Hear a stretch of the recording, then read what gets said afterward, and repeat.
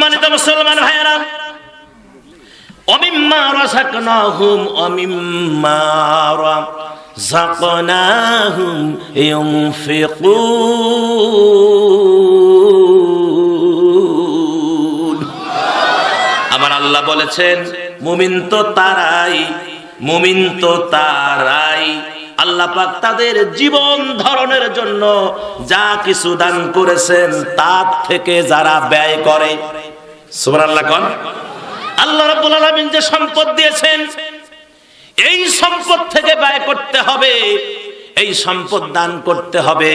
যেটা শরীয়তের মাসলা মাসাইল আছে, যেমন যাকাতের ব্যবস্থা আছে, গরিবদেরকে সহযোগিতা করা ইত্যাদি ইত্যাদি। এভাবেই আল্লাহ রাব্বুল আলামিন এই সম্পদ ব্যয় করতে বলেছেন। যারা মুমিন তাদের গুণ হলো তারা সম্পদ ব্যয় করে, নামাজ কায়েম করে, আর তারা অদৃশ্যে বিশ্বাস করে।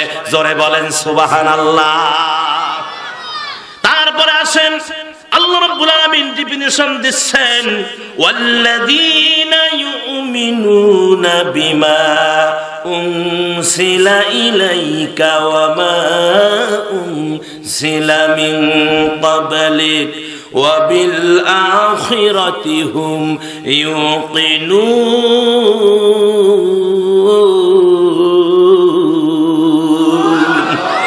এবং তোমরা তোমার প্রতি যা নাজিল করা হয়েছে, তোমার পূর্বে যাহা নাজিল করা হয়েছে তাহাতে যারা ঈমান আনে।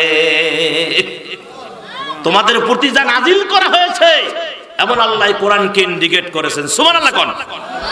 এই কোরআন নাজিল করেছেন কে? আল্লাহ। পূর্বে যা কিছু নাজিল হয়েছে, কোরআনের আগে আর নাজিল হয় নাই। যে 103 খানা কিতাব কোরআনের আগে নাজিল হয়েছে, টোটাল 104 খানা কিতাব। কথা বলেন, তৌরাত, জাবুর, ইনজিল, কোরআন। তৌরাত, জাবুর, ইনজিল, কোরআন। আর আরো যে আছে 100 খানা, এগুলোকে বলা হয় সহিফা। কি বলা হয়?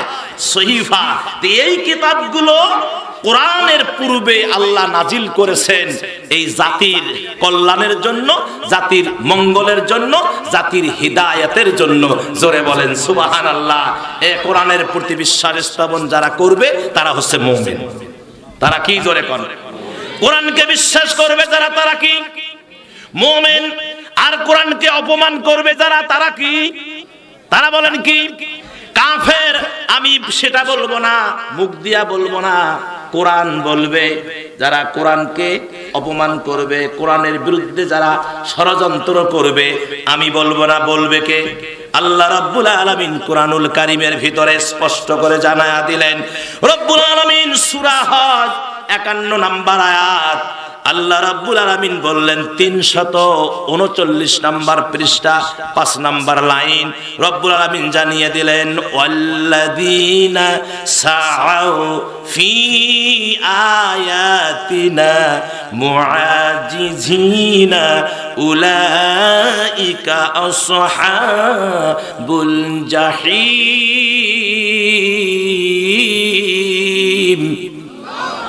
আরো জোরে বলে আল্লাহু আকবার। আর একটু জোরে কর আল্লাহু আকবার।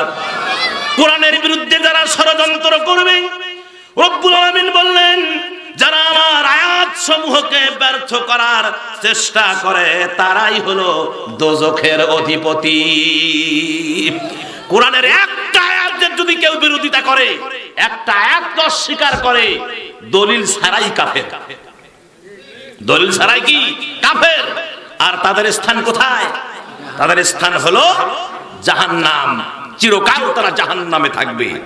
শুধু তাই নয়, রব্বুল আলামিন সূরা সাবা 5 নম্বর আয়াত 469 নম্বর পৃষ্ঠা 10 নম্বর লাইন, আল্লাহ রাব্বুল আলামিন বললেন, ওয়াল্লাযীনা সাআউ ফি আয়াতিনা মুআজিজিনা উলাইকা লাহুম আযাবুম মির রিজসিন আলীম।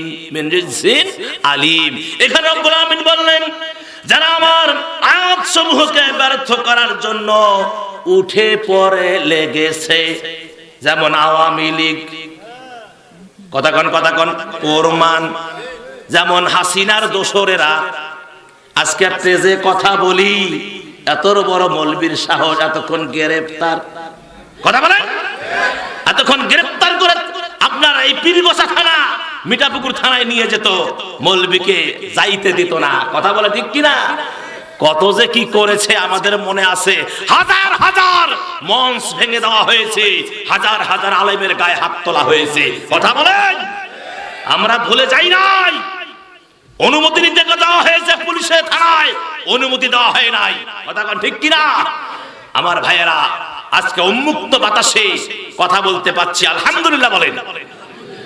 রংপুরের মুসলমানেরা, পীরগাছার মুসলমানেরা উন্মুক্ত বাতাসে প্রাণ ভরে কথা বলতে পাচ্ছি, আলহামদুলিল্লাহ। আর জোরে বলি আলহামদুলিল্লাহ। এটা যেন অব্যাহত থাকে, কোন শকুনকে আর বাংলার জমিনে আমরা ঢুকতে দেব না, দেব না, দেব না। কারা কারা রাজি দুহাত তুলে দেখান।